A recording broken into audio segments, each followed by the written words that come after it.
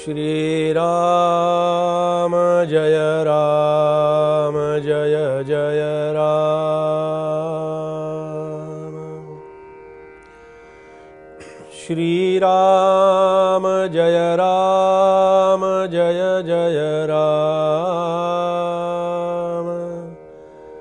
श्री राम जय जय राम।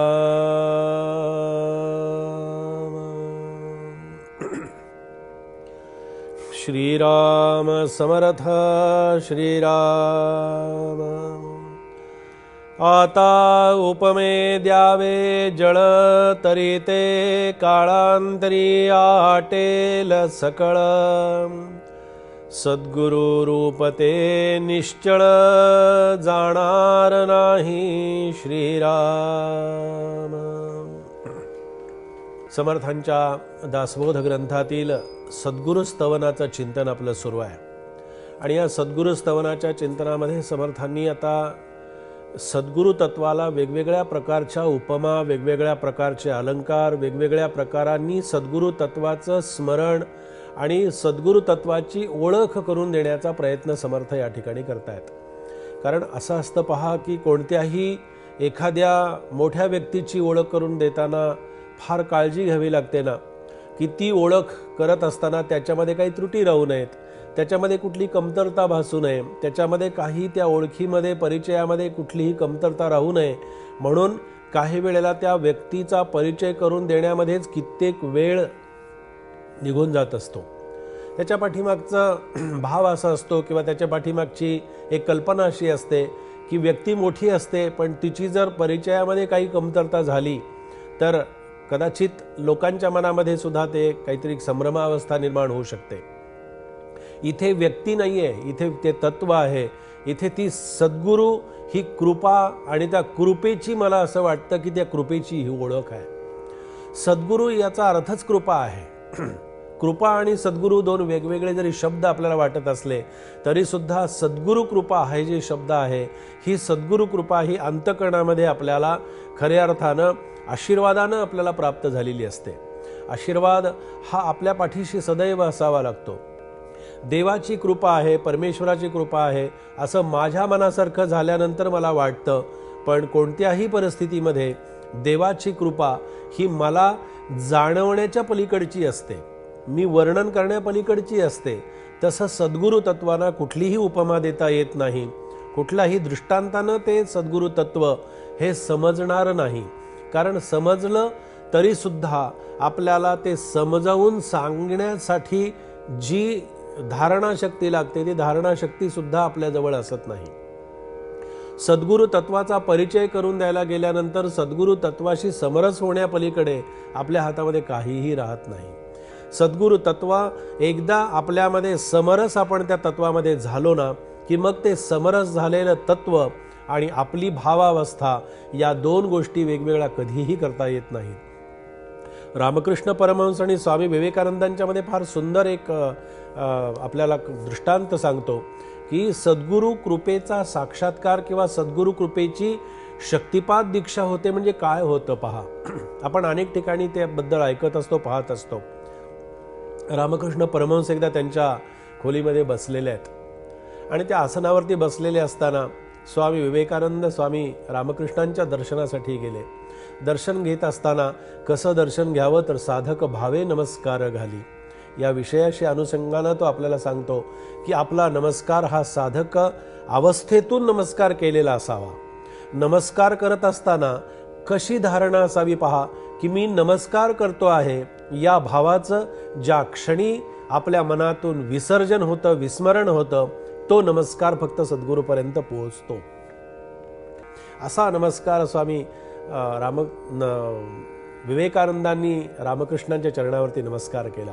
कसा नमस्कार होता तो तर साधक भावे नमस्कार घाली, त्याची चिंता साधूस लागली, सुगम पंथे निवून घाली जेथील तेथे। नमस्काराच्या पाठीमागचं केवढं मोठं शास्त्र आहे पहा, केवढी मोठी त्याच्या पाठीमागची भूमिका आहे, त्याच्या पाठीमागे केवढी मोठी भावावस्था लपलेली आहे। सुगम पंथे असं म्हटलेलं आहे, म्हणजे दुर्गम पंथे नाही, कष्टदायक पंथे नाही, तर सुगम पंथे। आपला प्रवास जर सुखरूप झाला किती आनंद होतो. आपण आल्याबरोबर सांगतो कुठलाही अडचण आली नाही, कुठलाही त्रास झाला नाही, अगदी निर्विघ्नपणे आमचा प्रवास पार पडला, इतक्या आनंदात आमचा प्रवास पार पडला की काहीही आम्हाला त्रास झाला नाही. हे आम्ही आमच्या या प्रवासाबद्दल असं म्हणत असतो, पण या जीवनाच्या प्रवासाबद्दल आम्हाला कधी कल्पना असत नाही. हा जीवनसुद्धा एक प्रवास आहे, जीवनसुद्धा एक वाटचाल आहे, जीवनसुद्धा एक चालीरीती आहे. आणि आपण चालत असतो, आपण प्रवास करत असतो, आपला प्रवास अखंड चाललेला आहे. क्षणाक्षणाला आपण प्रवासी आहोत, लक्षात ठेवा. आम्ही सर्वही प्रवासी, जाणार दूरदेशी, तो मार्ग दाखवाया अधिकारी रामराया. किती सुंदर वर्णन केलंय ना. आणि असे आम्ही प्रवासी आहोत, असे आम्ही वाटसरू आहोत. पण आम्ही वाटसरू आहोत, आम्ही प्रवासी आहोत या म्हणण्याचाही आम्हाला संकोच होतो. त्याचं कारण असं, अहो आमचं घर आहे, आमचं दार आहे, आमची जमीन जुमला आहे, आमची संपत्ती आहे, आमचे सगळं परिवार आहे. अरे बाबा, हा परिवार, ही संपत्ती, हे घरदार सगळं इथंच तर सोडून जाणार आहेस ना. तुझ्याबरोबर काहीही यातलं येणार आहे का? तिथं गेल्यानंतर हे माझं होतं हे सांगण्यासाठी सुद्धा मी तिथे शिल्लक राहत नाही ना.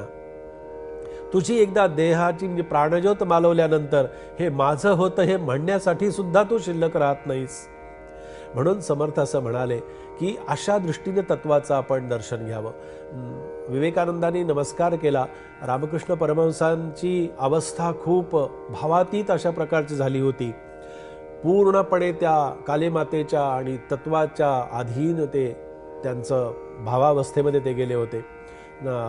विवेकानंदांच्याकडे पाहिलं आणि विवेकानंदांच्याकडे पाहिल्यानंतर सगळे भाव जागृत झालेल्या रामकृष्ण परमहंसांनी काय केलं, आपला पाय जो होता आहे तो उजवा पाय हा स्वामी विवेकानंदांच्या शरीरावरती ठेवला.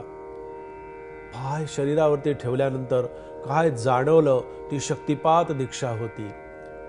तो शक्तिपात अशा प्रकारचा होता की त्याच्यातून नरेंद्र म्हणजे स्वामी विवेकानंदांना सगळी खोली जी होती रामकृष्ण परमहंसांची ती अशी हलती दिसायला लागली. सगळ्या वस्तू ज्या होत्या त्या सगळ्या वस्तू अशा कुठेतरी जात आहेत आणि विसर्जित होत आहेत, हे सगळं जाणवायला लागलं. कुठल्या तरी एका अतिंद्रिय अशा प्रकारच्या शक्तीचा स्पर्श आपल्याला जाणवतो आहे, याची अंतकणामध्ये कुठेतरी सूक्ष्म जाणीव होती. पण ती शक्ती कशाची होती हे सांगण्यासाठी जी शक्ती माणसाजवळ असते, ती शक्तीचंही त्या ठिकाणी स्वामी विवेकानंदांना विस्मरण झालेलं होतं. अशी सगळ्या वस्तू त्या ठिकाणाहून निघून गेल्या आणि रामकृष्ण आणि विवेकानंद दोन्हीही त्यांच्या तत्वाशी एकरूप आणि समरस झालेले होते. सज्जन हो, सांगायचं ते अशासाठी की अशा सद्गुरूंचा चरण स्पर्श, अशा सद्गुरूंची ही शक्तिपात दीक्षा, अशा सद्गुरूंचा हा कृपेचा वरदहस्त ज्याला आपण म्हणू, जरी त्यांनी शरीरावरती पाय ठेवला होता तरी सुद्धा सद्गुरूंच्या रूपानं आणि ते त्यांना मिळालेला एक प्रसादच होता, ती कृपाच होती. आणि अशा कृपेचं वर्णन समर्थांनी करताना असं म्हटलं की सद्गुरू आता उपमे द्यावे जळ, म्हणजे पाण्याचीही उपमा सद्गुरू तत्वाला देता येत नाही, कारण पाणी हे कधीतरी आटणार आहे. सद्गुरू रूप ते निश्चळ जाणार नाही. निश्चळ याचा अर्थ असा आहे की ते स्थिर आहे, ते टिकणार आहे, ते शाश्वत आहे, ते आपल्या बरोबर येणार आहे. आणि अशा सद्गुरू तत्वाचं सद्गुरू तत्वाचं स्मरण आणि चिंतन आपल्या अंतःकरणामध्ये सतत राहावं. आणि ते राहण्यासाठी या समर्थांच्या या दासबोधातील सद्गुरू स्तवन या चिंतनाच्या माध्यमातून आपण हे करतो आहोत. जय जय रघुवीर समर्थ.